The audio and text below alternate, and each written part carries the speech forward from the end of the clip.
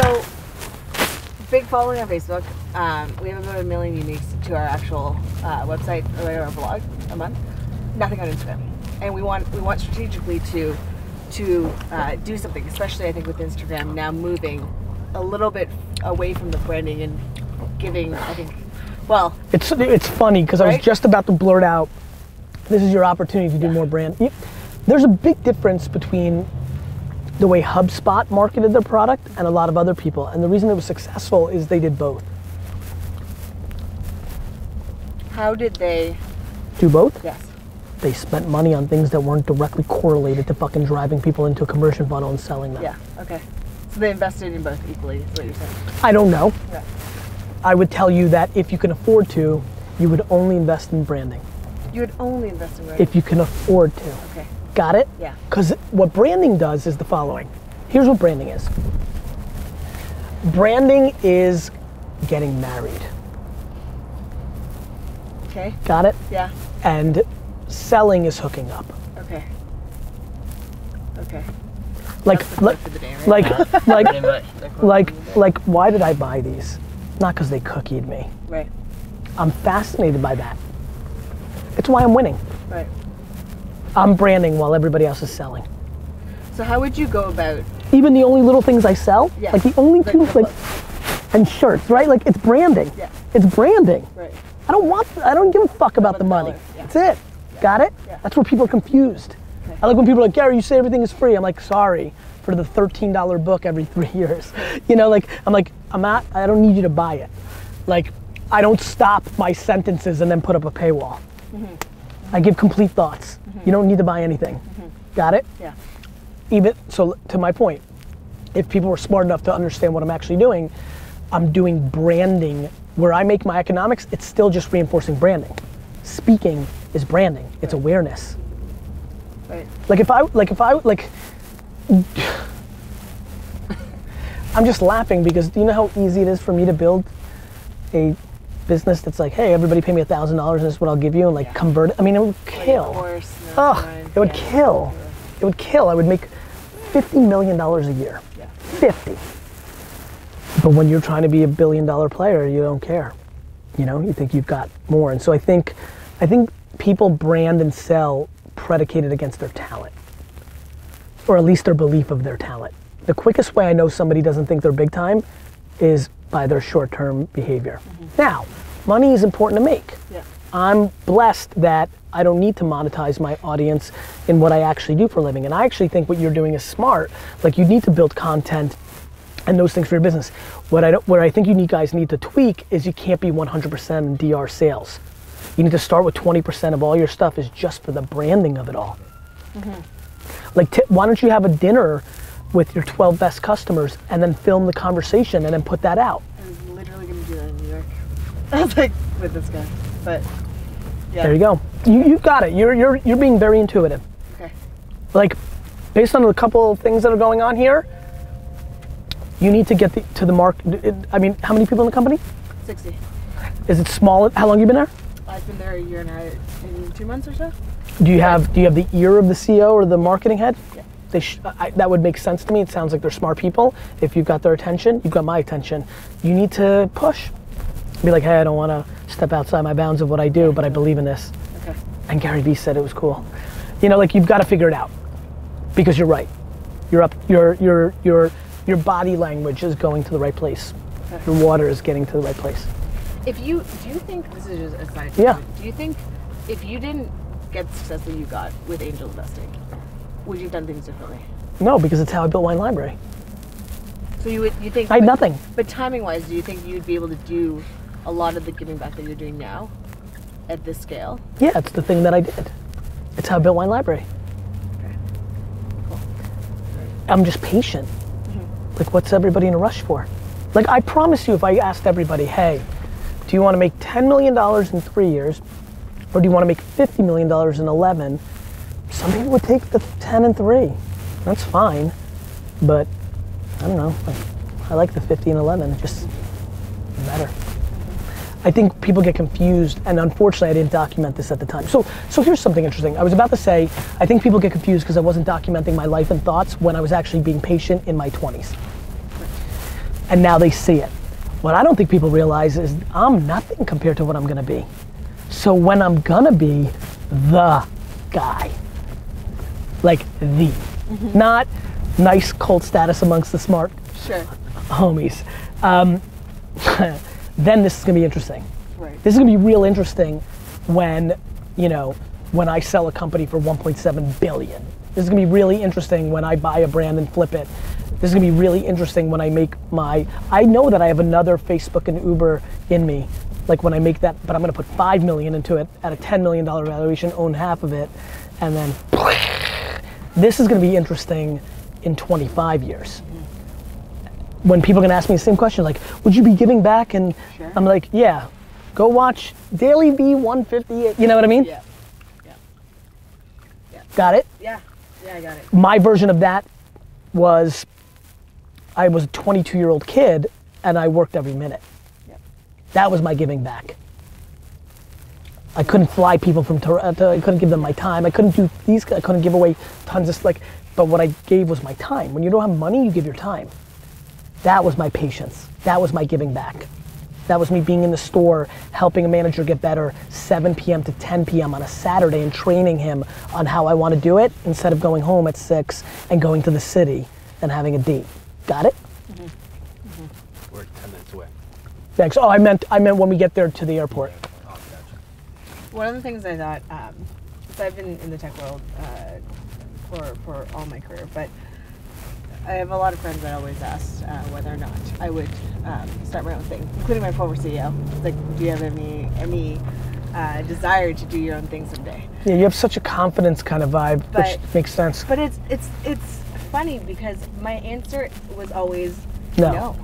Like I think I'm a very and until you said it in your content, I think it really stuck with me. Like, I'm a very good number 2. Yeah, I get it, man. I think that's. I love being like that. So I'm gonna say something that pisses me off that D-Rock is catching this, because I've said it here and there, but I don't think I don't think I'm gonna be escaping this one. I secretly wish I was a number 2. Why is that? It's the best job. Yeah. You get a lot of the economics, a lot. You get a lot of the perks, and a lot less of the shit. You're still number 2. When you're number 1, you're a professional janitor. When you're number 1, you're in the shittiest spot ever. You've got, it devastates me that my hard wiring forced me into the narrative. I'm obsessed with number 2. It's the gig. It's the gig. It's just great. You still can impact, you can do so much. Yeah. And there's just still something about not being the last line of defense. You still get to look at somebody else and go, We do. yeah. Yeah. And for me, the way I am, theoretically I wish I was a number 2, but for me, like, even, it's so funny, even though I just made that huge rant, like, I could never look at somebody and say, what are we gonna do? You know, it's funny, but it's a good gig. It's a good gig. And I think even more interestingly, I think number 3 and 4 and 5, I mean, if you can be impactful, there's people in my company that are number 57, but have a lot of influence. And that's a really great gig. You know? But everything's relative, right? That's right. Yes, that's right. That's right. Like the 52 at Facebook, like rolling around in oh my God. more money. From a financial standpoint, number 52 at Facebook Ridiculous. is gonna make more than 99.9% of number 1s. For sure. That's why I always remind people that interact with me. This is where I think D-Rock is very smart. Been watching his whole narrative, like, you gotta be smart when you catch a tiger by the tail. You really do. Sheryl Sandberg thing, she was just told you don't say no to a seat on the rocket ship. I think it's like. Yeah, right. Which, said to her. Yeah. You just take whichever seat's given to you. And I love the meritocracy of it all. Like, the people that jump off my ship, I'm such a son of a bitch when it comes to the competitive nature of business. Like, I love them and I feel sad and I want nothing but great, and I genuinely wish they go on and do bigger. That if they stayed with me, I really do. However, I'm excited to knowing that that's probably not gonna be the case, and I can't wait to see them. That's why I love business, because you can be a good guy and you can be an assassin at the same time, and if you know how to balance it, you can really pull it off. And I love that. I love business like that. I love that we can pontificate back here. I'm a number 2, I'm a number 1, I'm gonna be all time. Guess what? It's gonna play out. That's why I actually think what I do is pretty interesting. I'm always curious about, am I completely insane, or is it meant to be? Do you know it's insane that I've painted such an aggressive narrative, that I've opened my mouth in such a big way, that I can achieve unbelievable greatness and still be looked upon as a failure by the masses? Because you set the expectation, right? Yeah. Yeah. Like the high percentage of people that believe in me will be massively disappointed if I'm not able to achieve $4 billion worth of net worth and be able to buy the New York Times. Like I could literally be the first 800. I could be the first person ever to make $1 billion and be a loser. Yeah.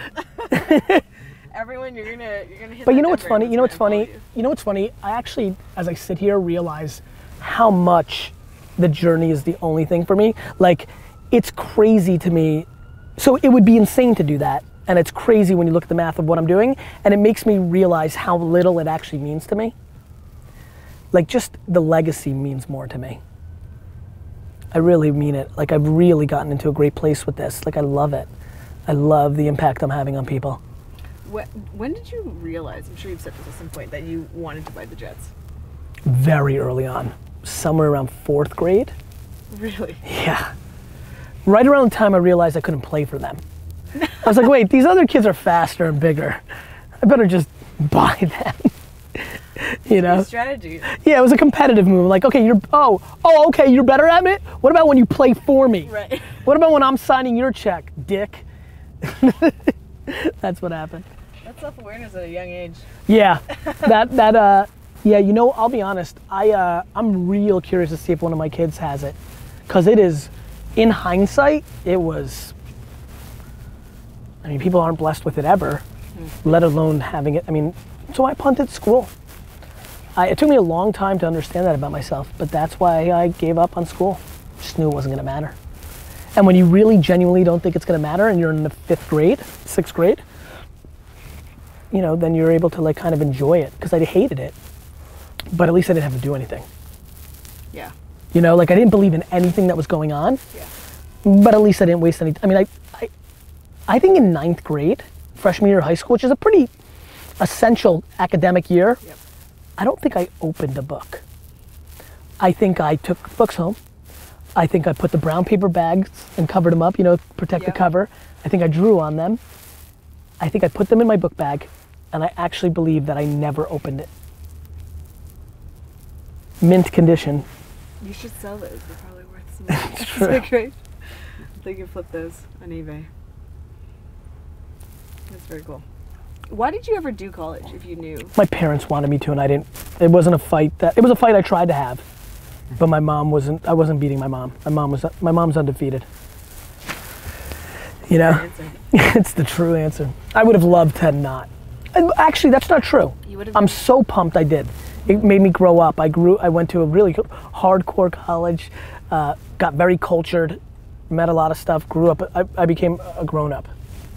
You know? You don't think you would have done so in the same amount of time? No, I think I would have been different. I think a lot of my swag comes from the urbanization of my 4 years of college, which I think bodes well for me. I think people can taste it, and so I think that worked out. And you know, you never think these things are gonna. Yeah, you know what I mean? Like, the first day I walked into college, the internet didn't exist to me. So like, let alone thinking 20, you know what I mean? Right. This is what I try to tell youngsters like you, D-Rock, like, you're so young. Like, do you understand? Like, there's so much more to go. Yeah, I feel like whenever people ask what your 5-year plan is, I'm like, if I feel like I can predict my 5-year plan, I think I'm probably not going fast enough. If I'm actually where I am in 5 years. I mean, I couldn't even imagine, you know, as much as I predict, like, you don't have any clue what the world's gonna look like in 5 years. Yeah, it just changes way too fast. Way too fast. Like, way too fast.